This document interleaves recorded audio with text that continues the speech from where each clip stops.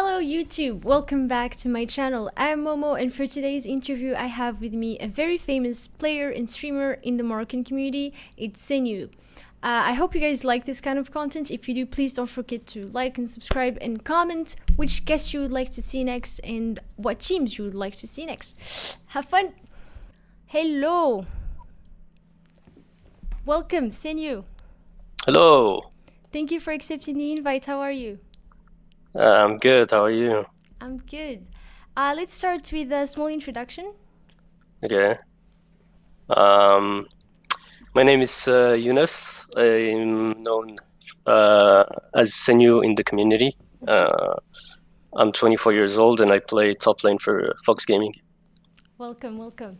When did you start playing video games? The very first console I've ever had was the Game Boy Color. I was gifted when I was, I think, 5 years old, something like that. It was the yellow one with the Pikachu game that would follow you around everywhere. So, yeah, ever since, I've always been a Pokemon fan, but not really lately, but yeah, all my childhood, let's say. When did you start playing League of Legends? Started playing League when I was in high school. Just a friend of mine came up to me and just asked me if I wanted to play this. Well, not very new because it was already like pre-season 4. Oh, you started playing in pre-season 4. Yeah. So basically, he asked me to like play with him some games, and we started with like bot games. And I remember we'd lose every single one of them. I don't remember if the bots were beginner or like the advanced bots, but yeah, we would lose every single game. We were really bad at the game. And I was playing with like a laptop, a really bad one that I would just watch TV shows on.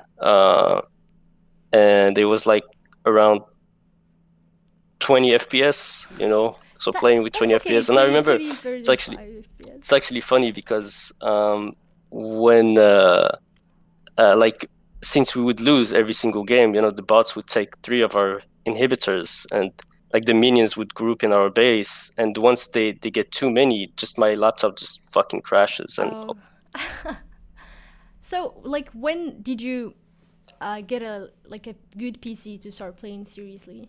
Yeah, so I was enjoying playing the game a lot, so I decided maybe, I think it was 1 month after like starting to play, I decided to buy a better PC. But yeah, I did buy one, but it wasn't like it was decent, but it wasn't something really insane. Like it was good enough to play League on. Yeah.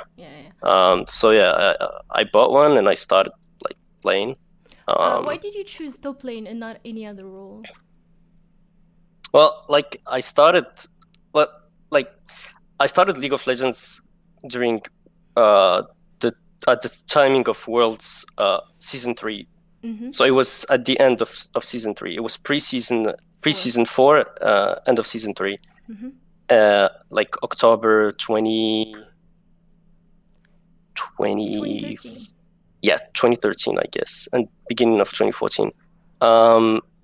And I don't know, like I enjoyed watching Worlds. Like it was the first time Faker played in international stage, I believe. Which one? And he was just it in France? No. It was in Las Vegas, actually. I think Las Vegas or Los Angeles, maybe. I don't remember, but it was in America. It was in USA. Okay. Yeah, and yeah, like it was the old SKTT one, you know. It was Impact in the top lane, jungle it was Bengi, mid lane Faker, AD carry Piglet, and support was Pumandu, I believe. Yeah, Faker was just smurfing on everyone. I became a big fan of his like very quickly and started playing the same champion as he did. So you played so I started. Yeah, so I was a mid main from like on my grind to level 30. Because it was so long to get level 30 back then, I would only play mid lane. So I was playing Ahri. I started with Ahri, Then I started playing Oriana, then Zed. Basically, like everything Faker would play, I would just copy it and play it as well. And When yeah, did you I got level switch? 30. Uh-huh. I started playing ranked, and I was still a mid lane player. What rank Uh, did you get the first time you played ranked? After placements, Yeah, the first placements. silver 2. But then I dropped to silver 4, and then I climbed to gold. And yeah, I was still a mid main until I think platinum. When I got platinum, I decided, like, I was sick of mid lane, and just like I was a one trick Zed basically. I would play some LeBlanc as well, and I decided to give like Riven a try. Mhm. And then I started playing Riven, and I enjoyed it, so I became a Riven one trick. And yeah, I climbed to Diamond 1 with Riven, which was like Diamond 1 in Season 4 was basically Masters because there was no Master. Wait, Like so you climbed from silver to diamond in one season? it took me 2 months to reach level 30 because it was like super long. Uh-huh. And then to climb from like unranked to Diamond 1, it took me 7 months. So the time lapse is like 9 months in total. Whoa. And I peaked, I think, because I remember back then in Diamond 1, you would like win 5 LP Uh-huh. each win, maybe 3 even sometimes, Yeah. and you would lose like the same amount depending on the MMR. Mhm. And I peaked like something like Diamond 1, 35 LP, something like that. Because there was no master back then. It No, was no, no. Diamond 1 Diamond 1 Challenger. was basically Master. Then they released Master in Season 5. I don't remember if it was in the beginning of Season 5 or like in the middle or the end, but they released Master Tier in Season 5. And yeah, Season 5, I finished Season 4 as kind of a Riven one trick, and then in Season 5 I just wanted some change, so I started playing everything in top lane. Like I was still a huge SKT fan, and in Season 5 they made changes in their roster, and they removed Impact, and they bring in Marin, and they changed the ADC as well. Sorry about the dogs. I don't know if you can hear. They changed the top laner, and I really liked. I was still a big SKT fanboy, so I copied basically everything Marin would play in the top lane. I would just play as well. That's why like I'm a Rumble main kind of, because Marin used to be like the super good Rumble player, Yeah. So I started playing everything he would play. So Rumble, Hecarim, Lissandra top, Renekton, Fiora, because Fiora got reworked in Season 5, I think. So yeah, basically I copied his champion pool, and that's it. And his playstyle as well, because I would watch his streams a lot. And then you stick with top lane. You like top lane? Yeah, I like top lane, so I just started being a real top laner, I guess, with like a decent champion pool. What was your peak elo, and when did you reach it? Okay, so in Season 5, I was completely hard stuck in Master. Like I think my peak elo was like maximum 200 LP. But then I would like drop again to Diamond 1, then climb back up to Master. I think I did that at least 30 times in Season 5. Like I would get Masters, drop Diamond 1, then get Master. I have like so many screenshots on my old PC of me getting Masters. And so Season 5 was like hard stuck Master. And then in Season 6, I got like some kind of, I don't know how it's called, like the click, Yeah.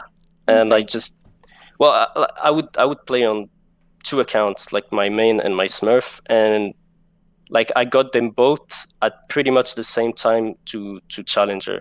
Like I don't know what happened. Just like it's not even one account. Like I couldn't even say I got lucky. Like it's 2 accounts at the same time for the first time getting Challenger. So yeah. And you have no idea how you made it Challenger, like you just get. Well, I was spamming Fiora and Rumble, and I would just 1v9 every game, and I abused those 2 champions because I would play them really well and just abuse them, and got 2 accounts to Challenger basically. Oh, is it easy for you like to go back to Challenger now? Like this season, last season? Well, I got Challenger every single season. Well, let me get to it. I got Challenger every single season since season 6. Like I had also like I think I didn't have 2 accounts in Challenger in season 7. I had 1 account in Challenger and like 2 accounts in Masters, like Smurfs. And in season 8, I got also Challenger, and I was even streaming the games. Season 9, I didn't play the game at all. I took a 1-year break, and I came back at the end, and I got Grandmasters. And season 10, well, like I got Challenger as well in the beginning of the season. That's really good. Yep. So Senyu, like you're really good at League of Legends, but you're also known as a streamer. When did you start streaming? I think I first started streaming in season, like officially, like regularly, I would say season 8 on Twitch, but it was in French. Yeah. That was like, wait, no. Actually, there was another time. Well, I think before that I was streaming as well, but it's just I don't know. It's like I was streaming, but I don't remember when. I don't remember which season it was, but I was streaming before season 8. In French, so yeah. Too? Yeah, it was also in French. In French. So I noticed like you started streaming on Twitch and then you went to Nemo and then got back from Nemo to Twitch again. What's the reasoning behind it? Well, like when I stopped playing League in season 9, like you just wake up. For me, it was like forever. I was never gonna get back to this game and see it. Like when I took this 1-year break in season 9, and then you just one day you wake up in the morning and you feel like something's missing, Yeah. and you're bored and it's just like, should I like reinstall League of Legends? And you took a whole year break from League. It was like 10 months. Why though? Tilted? No, not tilted, but I had like Others. a lot of things in real life to handle. Okay. So, and yeah, I was like, why not? Let's just reinstall it and play just a few, like 1 or 2 games a day, just as a not really try hard, but just play, for fun. And I did, and it's funny because like I was playing solo queue. I was hard stuck in Diamond 4. I was so bad that I was hard stuck in Diamond 4. From Challenger to Diamond 4. Yeah. Well, when you like take a break for 10 months, trust me, like your level is completely gone But then with the muscle memory, like it comes back really fast. But like for 1 month, I was like, that's hard stuck in Diamond, and I got matched 1 game with Fatal, you know him, right? Yeah, of course. And we like spoke, and he invited me on Discord. We started talking, and he told me, oh yeah, there's this new platform, we all stream on it now, would you like to join us and all that. I was like a bit hesitant at the start because I didn't want to start like try out in League again. But yeah, I started streaming there and I enjoyed it. So, and just with the flow, I started climbing again and try harding again, I guess. And yeah. So because of your friends, you got to Nemo? Pretty much, yeah. So why you're coming back to Twitch now? Is it because of your friends again? I think, no. I think the thing with Nemo is that for money it's good, but the community, the community is good, don't get me wrong, but like they prefer games like Free Fire or Grand Theft Auto, like RP games. Yeah. And League of Legends is not very popular there. Unlike Twitch, League of Legends is always like, I believe, at the top. Yeah, they're like just chatting on League of Legends, I guess. And yeah, so League of Legends is very popular on Twitch, and people overall prefer like, the Twitch platform. Yeah. Twitch. Would you rather be a full-time streamer or a pro player? If you could choose just one. It's a good question. I still have like that fire kind of burning inside me, like that's starving for competition, because like basically I would make more money streaming, but I just love competition so much that for now I want to keep competing, and but we'll see in the future. Maybe one day I'll just retire and start streaming as well. But for now, I enjoy doing both. Yeah. Playing competitively and streaming as a hobby. That's what I enjoy. So like 2 years ago, I think you joined the Moroccan community, like League, and basically kind of switch your stream from French to Arabic, right? It was.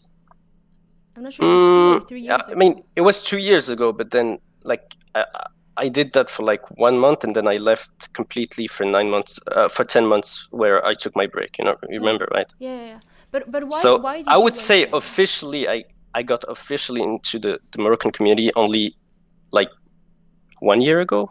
We're in December, so a little bit more than 1 year now, I think. 1 year and some months. Yeah. But why did you join? Like, why did you get back at that exact time and not before? Or Well, as I said, like I met like my friend in solo queue, and he introduced me no, like before, introduced like me that back to the 1 month, community. like that 1 month.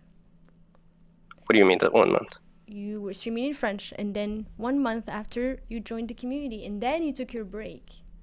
Oh yeah, because basically I was like, people started to know about me, so I started getting hosts from Fox, for example, or Sake, or others like famous streamers on Twitch, and people on my chat would be like, "Yeah, you're Moroccan. Why don't you speak Moroccan?" And I was like shy because like my Darija was just so bad at the time. I was like terrible at speaking Moroccan dialect back then. So yeah, I would like give them a few words. I would even try to stream sometimes in Moroccan, but it would still like be mainly in French.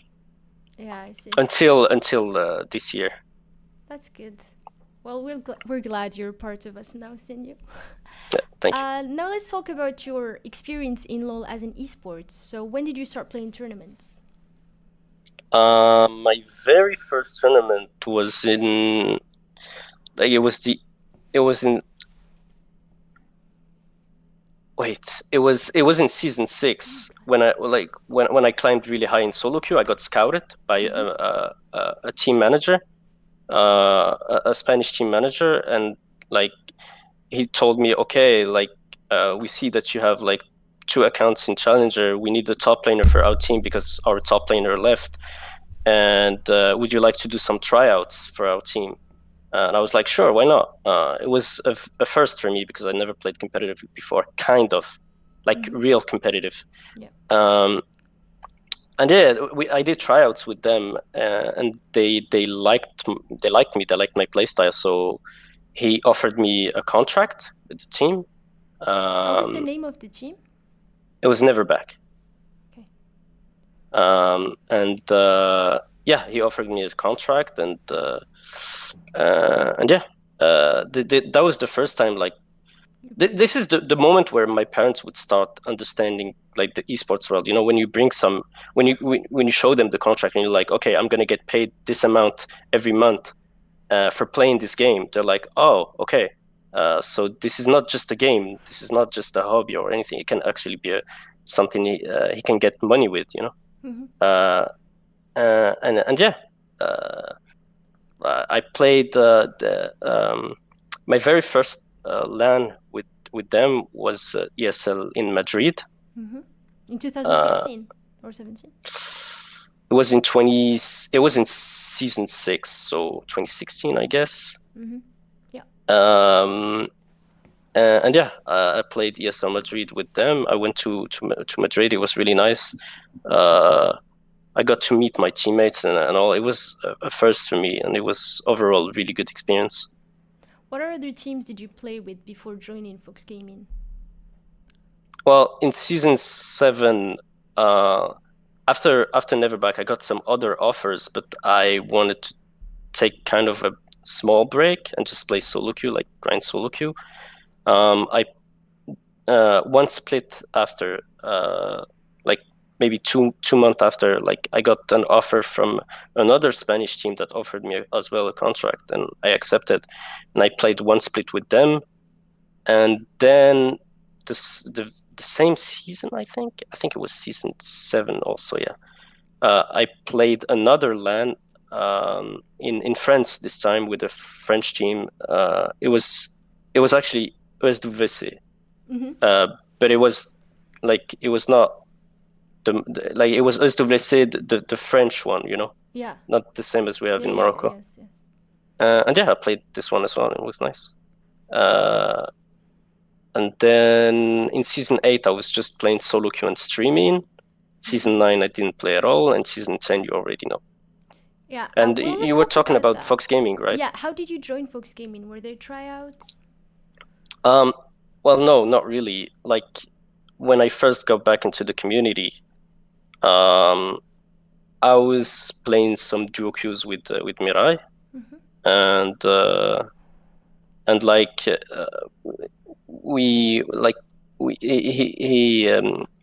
he wanted to play like tournaments in Morocco, like with me. So I accepted, and we like created like a mix, like a team for 2 lands, I believe.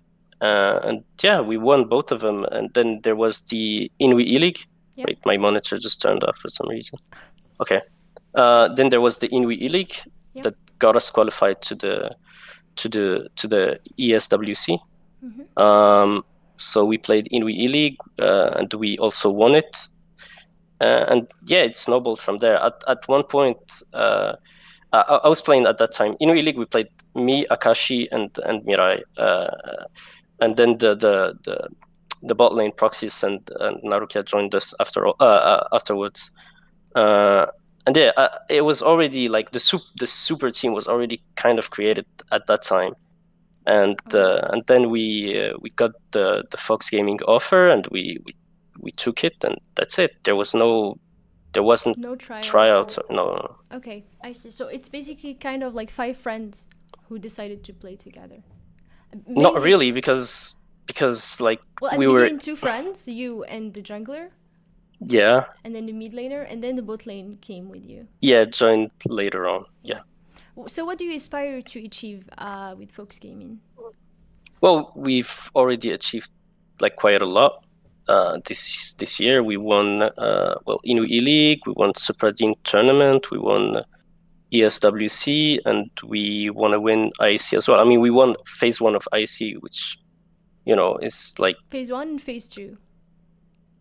Split. Yeah, we did. We got first in phase 2 as well, I guess. Yeah. But I'm specifying on like phase 1 because winning phase 1 of IC kind of makes you the champion of Morocco, right? Yeah. So yeah, we won phase 1 of IC, and yeah, we played phase 2. And you are currently ranked 1, which is very impressive so far. So let's talk about IEC a little bit. So in Split 1, what do you think of the team's level so far, and mainly the finals, like overall the teams you played against the Moroccan teams? Well, I think the individual level is decent, actually. Like you see a lot of Diamond 1, even Master players. But the thing everyone was lacking in Morocco was team play, and team play comes from good coaching staff, I guess, right? Yeah. So we got to the winners bracket finals against GBL, and at that time we were not having like really good scrim practice. I mean, we would scrim often, maybe not every day, but we would scrim very often. But our scrims were just not efficient, like to improve. And yeah, it showed in the winners brackets finals against GBL because we lost. And at that moment, we needed some change, and we've made some changes, and we got together in the boot camp, and we got a new coaching staff, and yeah, I think it was 2 weeks separated between the winners brackets finals and the grand finals. So we had 2 weeks to really improve, and or we were just going to lose. And yeah, we stepped up. Everyone was trying really hard to improve and yeah, win the grand finals, and we did it. And in Split 2, you guys won the entire first phase of Split 2 home. And Yeah, the way you lost one game versus EGZ, you yeah. as a player, how did it affect your mental? Um, well, obviously losing sucks, right? Of course. L- but like I think as a team we handled it pretty well. We had a lot of like difficulties during that time where we like the week we played against EGZ was like there was a lot of like issues on the team. Not that we would argue or anything, but it was like some personal stuff. Mm-hmm. And but yeah, no excuse. That day EGZ was better and they won, and we just grouped together. We spoke about it. We talked, and we were like, yeah, let's get this loss. Like just take it and come Learn back from stronger it. and learn from it. Yeah, Yeah. and that's what we did. I think this loss helped us a lot, just like losing to TBL helped us tremendously. So yeah, it So it's was a good thing that you lost. Actually, it would have been better than you would have losing won. losing a match that is not like as long as you, like if you lose a match, but this match is not irrelevant, but something that's not going to get you out of the tournament, Yeah. it's always a good thing as long as you know how to learn from it, right? Yeah, I see. So So yeah, like we lost twice against TBL and against EGZ, and both of those times it made us stronger. So yeah. so we can expect a more strong Fox Gaming. Let's go. Can't wait to watch you guys in Well, Split 3.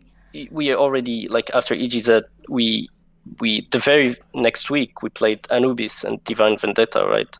And I think we played Was pretty Divine Vendetta decently. was So after EGZ?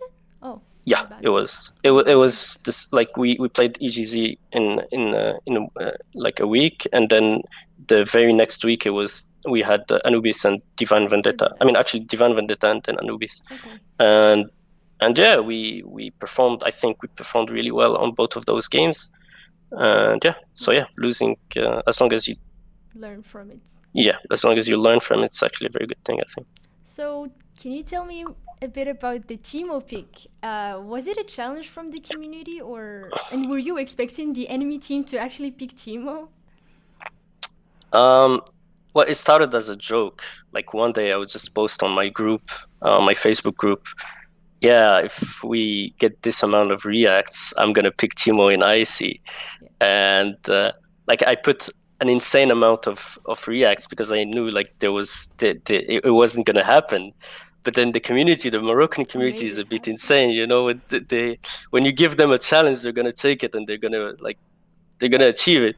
Yeah. And yeah, they got the right amount of reacts, but it was just a little bit too late, so I didn't end up picking the Timo. And ever since that day, they would just spam me like, "When you're gonna play Timo? When you're gonna play Timo? Timo, Timo, Timo?" And I don't understand how this whole joke like snowballed so hard, but yeah, the community went absolutely crazy about it. And one day, like I told them, okay, this match, whether we win it or lose it, it doesn't matter because we're gonna get first place anyways. Mm-hmm. Because like even if we had 2 losses, it would still get us to first place. And it was the last phase 2. Match. So I was like, okay, this is the right timing to like pull out the Timo, and I challenged them once again. I told them, okay, you get this amount of reacts, and I'll give you your Timo, and it was so crazy because like it took them like 40 minutes to get like 1,500 reacts, and it was shared on every single group and everything. And the thing is, like, it was shared on a lot of Facebook groups of not only the Moroccan community, but also like the LOL Arabia chat in Twitch, like the stream of the phase 2. Mm-hmm. It was like everyone was spamming like Senyu Timo, like, and even the casters were saying, okay, Senyu is gonna play Timo this game. So obviously the enemy team heard about it, and I was expecting something. I knew something was gonna happen because I was like, okay, either they ban it or they pick it, or if they're nice, like they're not gonna do any of those things. But yeah, they ended up first picking it, and I mean, I'm not gonna say I wasn't a little bit mad, I think you but were kind of mad. Like you went with your OTP yeah, champ, yeah. Rumble. I mean, I don't get emotional in competition, but like, I was like, okay, you pick my Teemo, then do you want me on Teemo or you want me on Rumble? If you're like my opponent, I think you want me on Teemo, right? So I picked the Rumble, and yeah, the game was fun. That was very fun. But it's all good, I don't blame them for picking the Teemo. Can we expect any other crazy picks in Split 3? Or no? We gotta I wait? mean, wait and see, I guess. Okay. So yeah. So But as I say, it's all good. what do you think about your performance so far in IC? I think in split one, not phase one. Phase one actually did fine. Phase two, the first split of phase two, like the 12 first games where we went 12-0, I think it was okay, but it could have been better because I had some personal issues, and then I came back like totally in split two of phase two, and I think I solved all of my issues that I had in life, and I was able to perform at my full potential, kind of. So I think split two of phase two I performed really well, and even split one I did fine, to be honest. Okay. So how did the new patch affect your playstyle in your champion pool? Well, like, it's hard for us as a team. Like, we prepared for like 6 months now, I think, that the tournament is going, right? Yes. Something like that. Yeah.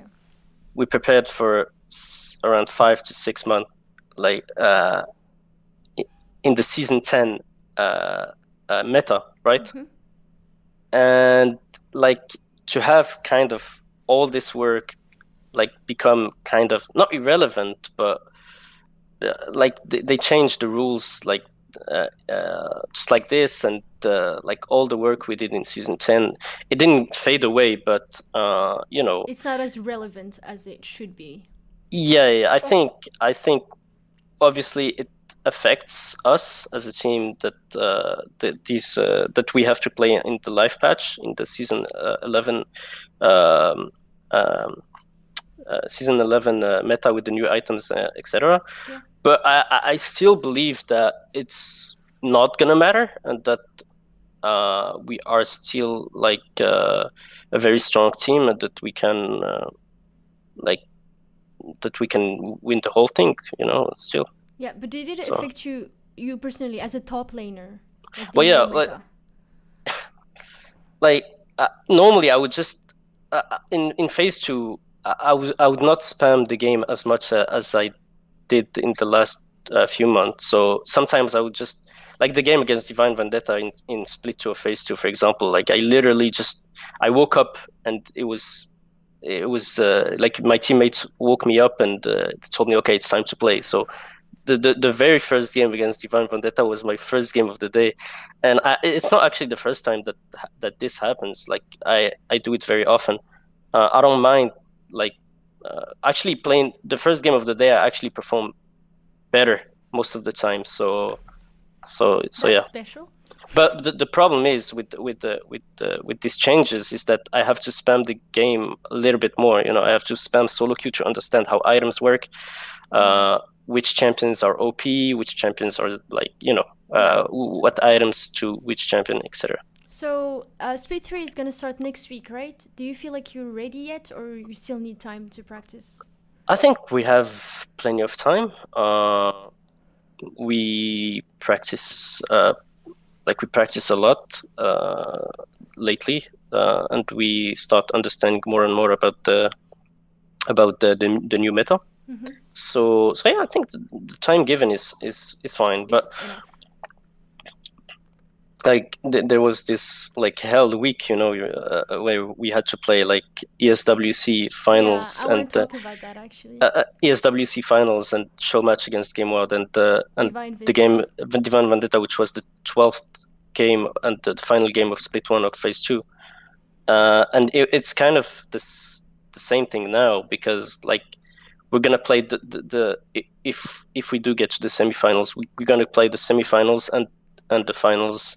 Like there's just 1 day separating the semifinals and the finals. Oh, So it's just really? gonna be once again very like You're gonna kind play of the stressful. semifinals in like, for example, Saturday, and you're gonna play the final Sunday. Yeah, but I think it's Friday and Saturday. I'm not sure though. Okay. But yeah. And yeah, you wanted to talk about the Yeah, I week wanted to we. talk about that week actually. It was really intense. You had to play the ES2VC final and Divine Vendetta in the same day, and versus and the show match versus forgot the name of the Game team. Ward. Yeah, Game Game Ward. Ward. Okay, And so Game Ward is like, can you tell us more about the team? about which Game team? Ward. Oh, well, like Game Ward is obviously well, they're not together anymore now, I believe, but they placed second in the LFL in the French league, and the French league was or is still considered as probably the best league, the best national league in Europe. So, and they placed second, so we knew we were like gonna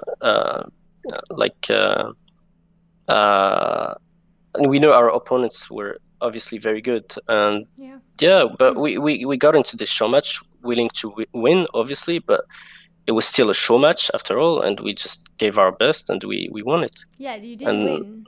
That's yeah, really and impressive. the day before we played the ESWC finals, and the very next day we had the show match and the game against Divine Vendetta. So yeah, we had 3 very important matches in 1 week. So it was very stressful. And you managed to win all of them. So yeah, we did. Up to you. So what are your expectations? No, actually, I want to know who do you think will be in the finals in IEC? The teams. Well, I believe it's gonna be either Divine Vendetta, EGZ, or Anubis. Which one of those I don't really know. Yeah, it doesn't really matter. Like whichever team we play against in the semifinals or the finals, we're just gonna give our best and try to win. Okay, good luck. Which team are you most excited to play against in Split 3? I think I really wanna rematch again with Divine Vendetta, because like playing against them is always very hype. Like I think we did break the record of viewers in the phase 2 split 1, the very last game. We got like 25,000. Yeah, I think so. 25,000 viewers, which was like a record on Lore Arabia stream, and it was a record for the MENA scene in general. Yeah. So yeah, the matchup against them is always very hype, and yeah, I'm looking forward to play against them again if we do play against them again. Inshallah. So what did you like the most about this tournament and hate the most about it? What I like the most is the whole journey, I guess. It's like, as I said, the tournament started like 5 months ago, something like this. It started in March, right? Yeah. And yeah, the phase 1 was really fun. We got to phase 2, and phase 2 was even more hype. And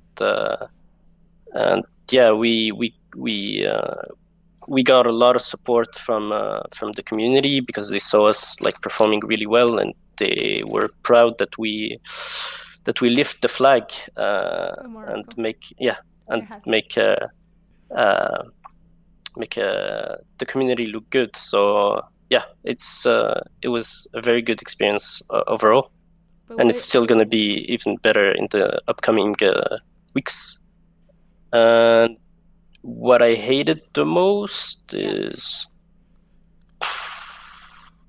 I didn't really hate anything in particular, to be honest. Like, example, with Divine Vendetta, they didn't like the fact that the tournament took 6 months. I mean, I do agree on that point, because I remember in your interview with the Divine Vendetta, they actually said that for like a long period of time, such as like 5 to 6 months, getting this amount of the price, the cash price is just not worth it for the amount of time and work we put in.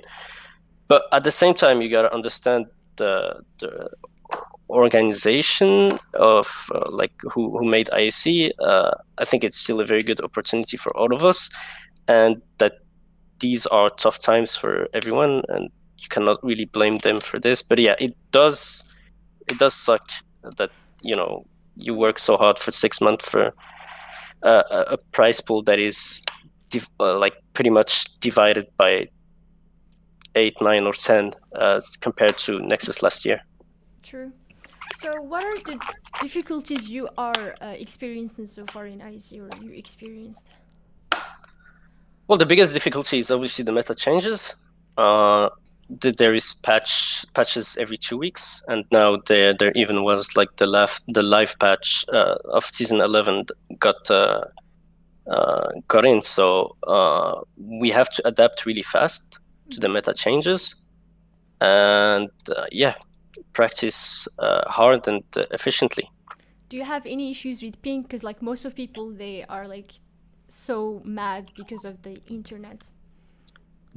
Like overall in North Africa, at least, I don't know about like the countries in the Middle East, but in North Africa, the ping has always been like a problem for everyone. I think some have it worse than others, so I'm not really gonna complain. Yeah. But yeah, there's a lot of like scrims. We would scrim in the evening, and just everyone would get a super hyping, and we have to pause or sometimes even cancel the scrim.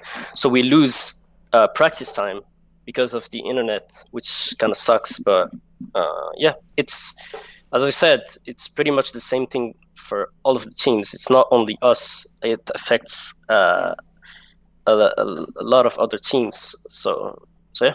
All right. So can you tell us like what's different from your experience playing with a Spanish team and now playing with a Moroccan team? What's so different? Well, obviously, like in Spain, the esports is just so advanced and so developed. We still we're still improving things over here in Morocco, but it's still not as good as in Spain, for example. But I believe in the upcoming years you're gonna like have also contracts maybe in Morocco, and salaries, gaming houses, and all of that stuff. But obviously, in terms of money, sponsors, and comfort, Spain is by far ahead. Europe in general is by far ahead of the MENA region, I think. Okay, so if you ever maybe get an opportunity with a MENA team, so from Middle East, would you consider it? Would you actually leave Fox Gaming and go with the MENA? I mean, like, obviously it depends on the offer, right? I gotta think what's best for me. So if like there's a really interesting offer from the MENA region or MENA team, then yeah, why not? If there's a really interesting offer from Europe, then sure. There's a very interesting offer from any team. I would go for it. But like, for now, I feel fine in Fox Gaming, and like we'll see what the future holds. Yeah. We're not there yet. We haven't even finished the IEC first. So yeah. What are your plans after you finish IEC? I still want to compete, I think.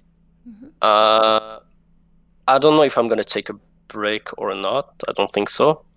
But yeah, I definitely still want to compete, and we'll see. Once again, I live life by the moment. I don't try to plan too much stuff, etc. So what does your family think about your career?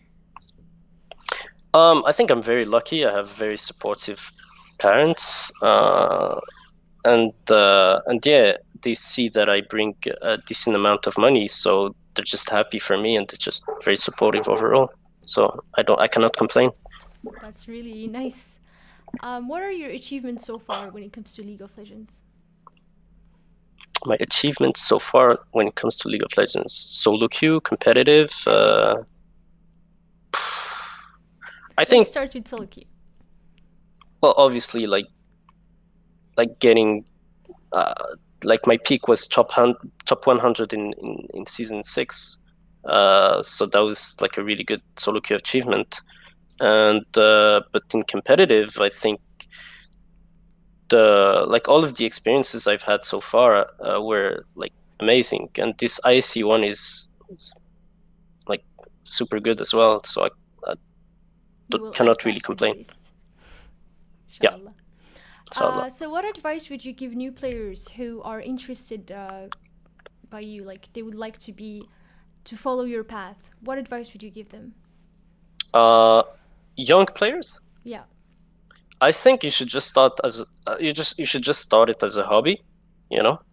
Play from time to time. If you do believe that you are talented and that you can actually achieve things and that you're a competitive person, then you can start playing competitive, but still as a hobby. And once you start getting, once you start achieving stuff, you can maybe make the decision to completely switch and be 100% dedicated to esports. But once again, I don't think someone should just wake up in the morning and be like, okay, I'm just going to drop everything and become a pro player.